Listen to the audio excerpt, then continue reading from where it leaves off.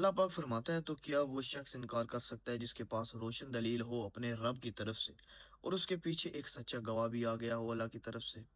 سورہ ہود۔ اس آیت کے ذیل میں قاضی ثناء اللہ پانی پتی معروف تفسیر مظہری میں روایت کرتے ہیں کہ جس کے پاس روشن دلیل ہو اس سے مراد رسول اللہ صلی اللہ علیہ وآلہ وسلم ہے، اور گواہ سے مراد مولا علی ابن ابی طالب علیہ الصلوۃ والسلام ہے۔ مولانا علی علیہ السلام فرماتے ہیں اللہ رب العزت نے جو قرآن مجید میں فرمایا ہے اس میں شاہد سے مراد میری ذات ہے، آپ کی نبوت اور رسالت کا گواہ میں ہوں، سب سے پہلا مومن بھی میں ہوں، سب سے پہلے آقا کے رسالت کی تصدیق بھی میں نے کی ہے، پہلا نمازی بھی میں ہوں، میں نے دوسروں سے 7 سال پہلے نماز ادا کی ہے۔ پھر قاضی ثناء اللہ مزید فرماتے ہیں بے شک علی بن ابی طالب علیہ السلام کمالات ولایت کے مرکزی نقطہ اور کتب تھے، تمام اولیاء اکرام تمام اصحاب اکرام بھی مقام ولایت میں آپ کے تابع ہیں۔ معلوم ہوا کہ حضور اکرم صلی اللہ علیہ وآلہ وسلم کے بعد مولا علی کی اطاعت اتباع ساری امت پر واجب ہے۔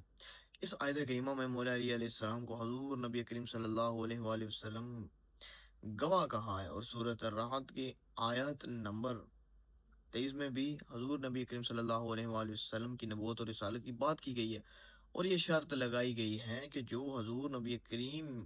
صلی اللہ علیہ وآلہ وسلم کی رسالت کا گواہ ہے اس کے پاس کتاب کا علم ہے۔ حضور نبی کریم صلی اللہ علیہ وآلہ وسلم کے بعد پوری کائنات میں سب سے زیادہ جس کے پاس علم ہے اس شخص کا نام علی المرتضیٰ ہے۔ یہاں ہم حضور نبی کریم کی وہ حدیث مبارکہ بیان کرتے ہیں کہ جس سے بات بالکل واضح ہو جائے گی کہ جس کو کتاب کا علم دیا گیا اس کا سرکار علی المرتضیٰ علی بن ابی طالب علیہ السلام ہے۔ حضرت عبداللہ بن عباس فرماتے ہیں کہ جب ہمارے پاس کوئی ایسا ہی شے پہنچے گی جس کے بارے میں مولا علی نے فتویٰ دیا ہو تو فیصلہ کیا ہو اور وہ ثابت ہو جائے، فیصلہ مولا علی نے فرمایا تو پھر اس مسئلے کو کسی اور کے پاس نہیں لے جائیں گے۔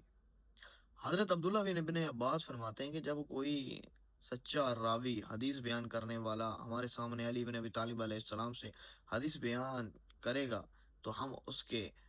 ٹھہر جائیں گے، اسے آگے یعنی کسی اور کے پاس نہیں لے کر جائیں گے۔ اللہم صلی علی محمد وآل محمد۔ یہ تاریخ